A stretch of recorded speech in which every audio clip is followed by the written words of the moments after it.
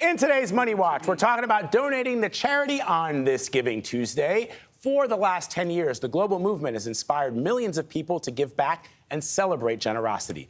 Last year, 35 million people participated in Giving Tuesday, and $2.7 billion with the B was donated in the United States alone.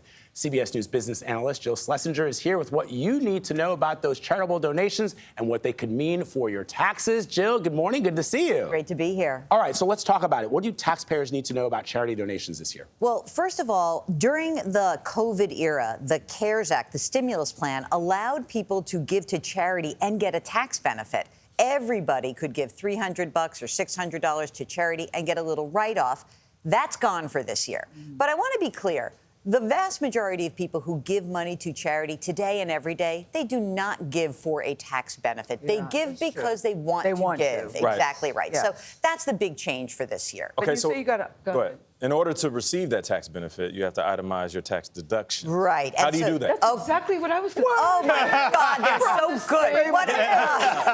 good. So when we file our taxes, there's two ways to file. One is to claim a standard deduction, and the other is to itemize deductions. Itemized seems like such a pain. I know, it is. And that's why, by the way, only 10% of people itemize. Really? Because the threshold for standard deduction... Because it's a pain, that's No, why. because the threshold for the standard deduction is up. And that means what you do means that you get a certain amount of money from the IRS to write off every year. So it's about $25,000 for married couples, almost $13,000 for individuals. If you add up your charitable contributions, your state and local taxes, your mortgage interest, and all those things add up to more than the standard deduction, then you do itemize.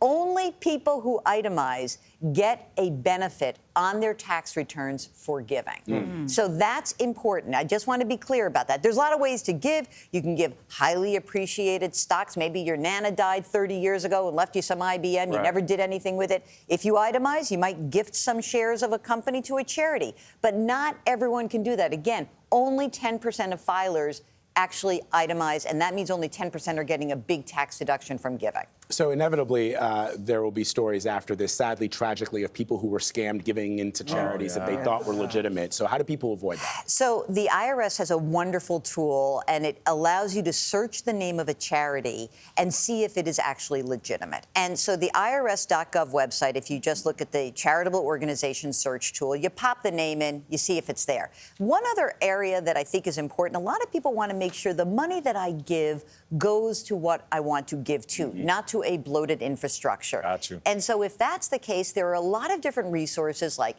Charity Alliance and the Wise Giving Alliance and Charity Navigator. And these organizations help you understand what portion of your donation goes to the program and what goes to overhead. There we go, keeping it real with Dollar Jill. Oh. Thank you so much. We'll be right back.